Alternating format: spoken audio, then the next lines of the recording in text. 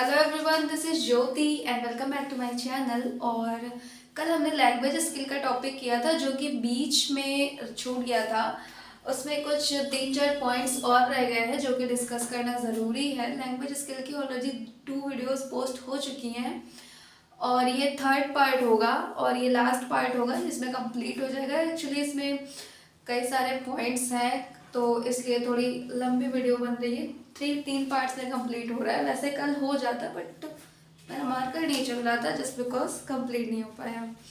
तो अब जो 2-3 टॉपिक बचे हैं उनको हम आज डिस्कस कर लेते हैं और ये लास्ट पार्ट होगा। इसके बाद लैंग्वेज स्किल जो है आपका वो ख़त्म हो जाएगा।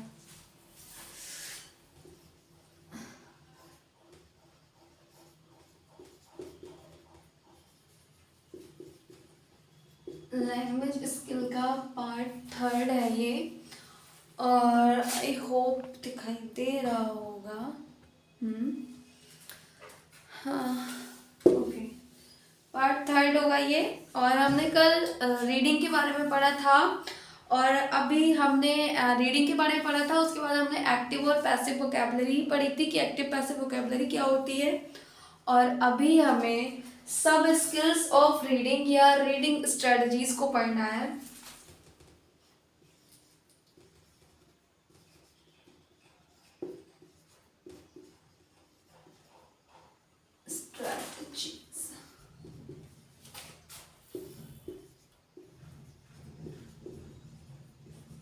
सब स्किल्स ऑफ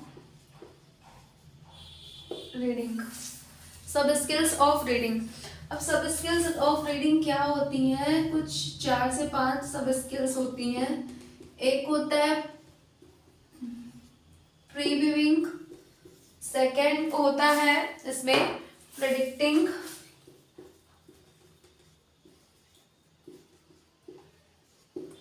थर्ड होता है स्किमिंग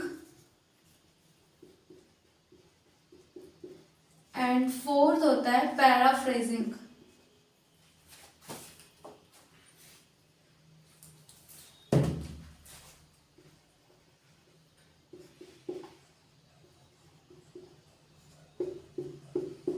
पैराफ्रेजिंग, प्रीव्यूइंग और प्रेडिक्टिंग, स्किमिंग और पैराफ्रेजिंग, ये 4 रीडिंग की सब स्किल्स होती हैं और इसको हम एक एक करके समझेंगे। काफ़ी इंपॉर्टेंट होता है, इससे क्वेश्चंस आ जाते हैं।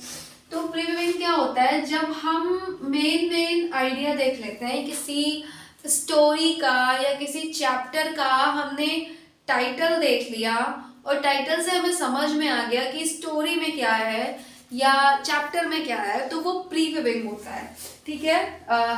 जब जैसे इसमें होता है कि व्यूइंग टाइटल्स, सब टाइटल्स और हेडिंग,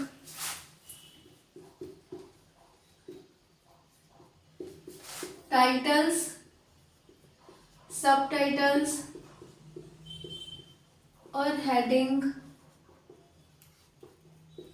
जब हमें टाइटल्स के थ्रू, सब टाइटल्स के थ्रू और हेडिंग के थ्रू पता चल जाए कि स्टोरी में क्या है, तो वहां पे प्रीव्यूइंग होता है।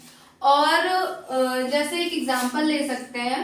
एक एग्जांपल इसमें क्या आएगा, जैसे कि गुलिवर्स ट्रेवल एक चैप्टर था इंग्लिश लिटरेचर में, मुझे याद नहीं कौन से क्लास में था, आई थिंक 8th या 9th में था। गुलिवर्स ट्रेवल एक चैप्टर था। अब आप में से बहुत लोगों को याद होगा। तो ये हमें सिंपली समझ में आ रहा है दैट ये ट्रैवल एक्सपीरियंस है of a person whose name Gulliver. ठीक है, ये एक ट्रैवल एक्सपीरियंस है। किसका? गुलिवर का ट्रैवल एक्सपीरियंस है जो कि पूरी स्टोरी जिस पे है। तो जैसे कि हमने एग्जांपल समझा कि हाँ, हमने इस टाइटल को पढ़ा, इसकी हेडिंग को पढ़ा, इसके टाइटल को पढ़ा और हमें समझ में आ गया कि ये स्टोरी किस टॉपिक पर है। हमें समझ में आ गया कि ये एक पर्सन है गुलिवर जिसकी ट्रैवल स्टोरी है, ये जिसका ट्रैवल एक्सपीरियंस है इस स्टोरी में। तो यही होता है प्रीव्यूइंग। अब है प्रिडिक्टिंग। प्रिडिक्टिंग होता है जब हम आगे के मैटर को प्रिडिक्ट कर लेते हैं। प्रिडिक्ट करना क्या होता है? अनुमान लगाना। ठीक है, अनुमान लगाना। जब हम अपनी नॉलेज से अब आगे क्या होने वाला है इसकी प्रेडिक्शन कर लेते हैं तो वो होता है प्रेडिक्टिंग। ठीक है, using knowledge of the subject matter, using knowledge of the subject matter to make predictions। जब हम रीडिंग कर रहे हैं, कोई टॉपिक पढ़ रहे हैं, कोई स्टोरी पढ़ रहे हैं, तो हमें, जैसे हमने आधी स्टोरी पढ़ ली, अब आगे क्या होने वाला है ये हम समझ जाते हैं, हमने इसकी प्रेडिक्शन लगा ली कि अब इसके बाद ये होने वाला है। तो वही है कि हम जो हमारे सब्जेक्ट मैटर की नॉलेज है उसके बेस पर हम प्रेडिक्शंस कर लेते हैं, यही होता है प्रिडिक्टिंग। स्किमिंग क्या होता है कि जब हम, क्या होता है, quick survey of the text. ठीक है, जब हम एक क्विक रीडिंग कर लेते हैं, quick survey of text, reading कर रहे हैं। अब हमने एक स्किमिंग मीन्स हमने बीच बीच से हटा के जो हमारे काम की चीजें थी वो हमने उठा ली और बाकी हमने इग्नोर कर दिया, यही होता है स्किमिंग। स्किमिंग मीन्स स्किप कर करके जब हम पढ़ रहे हैं, जब हम मेन आइडिया लगा रहे हैं, quick survey of the text to get main idea.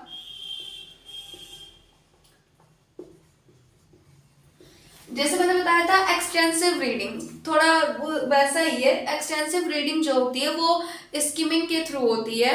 Extensive reading मैंने क्या बताया था कि उसमें क्या होता है कि हम ऊपर से हमने पढ़ लिया, एक मेन आइडिया लग गया कि हाँ इसमें है क्या। हमने कोई स्टोरी पढ़ने जा रहे हैं, हमने उस स्टोरी को कंप्लीट नहीं पढ़ा, हमने उसको ऊपर से पढ़ लिया और हमें एक आइडिया लग गया कि इस स्टोरी में है क्या, स्टोरी कहना क्या चाहती है। तो मेन आइडिया हमें लग गया, बस हमने उसको बहुत ज्यादा इंटेंसिवली नहीं पढ़ा, तो हमने क्या किया, स्किमिंग के थ्रू पढ़ा। और ये क्या होता है, ये फास्ट रीडिंग एक्टिविटी होती है। स्किमिंग क्या होता है, fast reading activity. Fast reading activity होती है स्किमिंग। तो हमने ये तीनों समझा। अब बात करते हैं पैराफ्रेजिंग की। तो पैराफ्रेजिंग क्या होता है, जब हम किसी बात को अपने शब्दों में लिखते हैं और हम कॉम्प्रिहेंशन को चेक करते हैं, टू चेक कॉम्प्रिहेंशन। ये होता है कॉम्प्रिहेंशन को चेक करने के लिए कि हमने कोई भी स्टोरी रीड की, कोई भी टॉपिक रीड किया, तो हमें वो समझ में कितना आया। तो सबसे पहले हम इसमें कॉम्प्रिहेंशन चेक करते हैं और उसके बाद हम इसे अपने शब्दों में लिखते हैं, यही होता है पैराफ्रेजिंग। तो हमने चारों समझ लिया। सब स्किल्स ऑफ रीडिंग में कौन कौन सी होती है, प्रीविविंग, प्रिडिक्टिंग, स्किमिंग एंड पैराफ्रेजिंग, ये चारों सब स्किल्स होती है रीडिंग के, इसे आपको ध्यान में रखना है। अब बात करते हैं, लास्ट बच रहा है writing skill, fourth.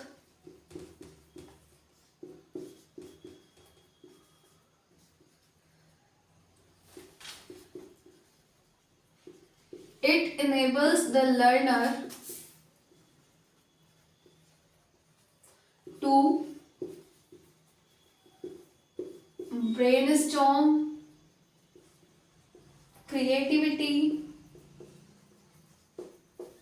It enables the learner to brainstorm creativity, organize on an idea.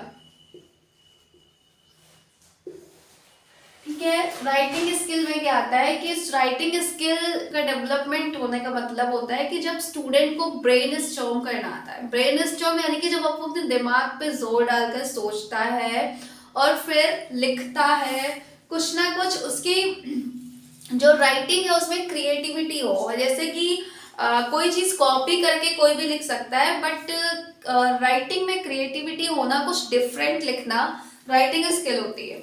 जैसे राइटर होते हैं तो वो कुछ डिफरेंट लिखते हैं, जो हमें पढ़ने का मन करता है, वो एक स्किल होती है जो सबके अंदर नहीं होती है।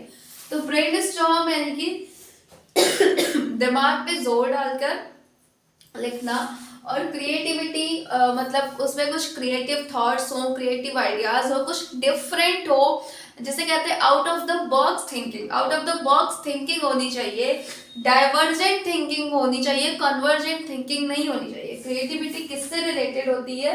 डाइवर्जेंट थिंकिंग से। ये भी एक इम्पॉर्टेंट है कॉन्सेप्ट कि आपको ध्यान में रखना है कि क्रिएटिविटी कौन सी थिंकिंग से रिलेटेड होती है, वो होती है डाइवर्जेंट थिंकिंग से रिलेटेड होती है। ऑर्गेनाइज एन आइडिया, अपने आइडिया पे ब्रेनस्टॉर्म करना, क्रिएटिविटी लाना और उसको ऑर्गेनाइज करने की जो स्किल होती है वो राइटिंग स्किल होती है, writing skill.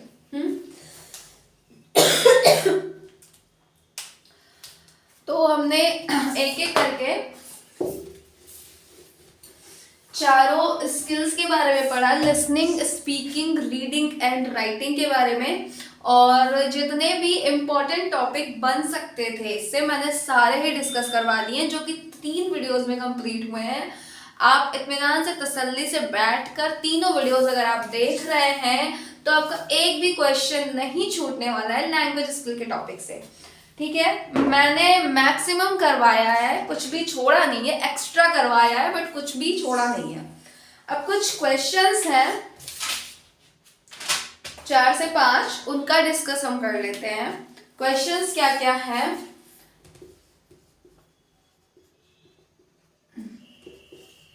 Number 1, which of the following skills are known as primary skill? Which of the following skills are known as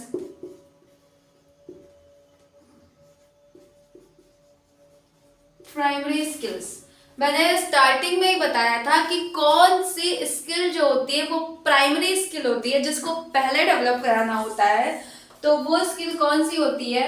मैं चारों ऑप्शन नहीं लिखूंगी, मैं डायरेक्ट आंसर बताती हूँ। वो होती है लिसनिंग एंड स्पीकिंग। कौन सी होती है? Listening and speaking. कौन सी स्किल प्राइमरी स्किल होती है? Listening and speaking. ये बात आपको ध्यान में रखनी है। उसके बाद नेक्स्ट क्वेश्चन है, अंडर विच एक्टिविटी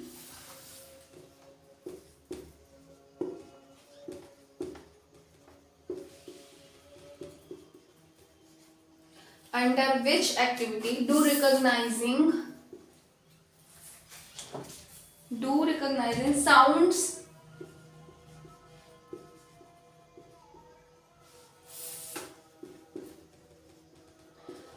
and